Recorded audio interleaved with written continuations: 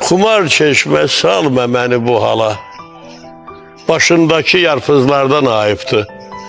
El içinde gezme olmur gol gola tenhalardan, yalgızlardan ayıptı. Gizli kalsın kementlerin belinde, sığallarım görünmesin telinde. Gözyaşı var çok ocağın külünde, eşkin hakem o kızlardan ayıptı.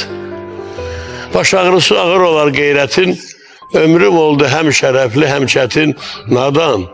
Şaşma birden kalsa kıymetin, debden düşmüş kızıllardan ayıptı. Hakkın dizi bükülmezdi eğmeyin. Berkiyecek sımmalını dövmeyin.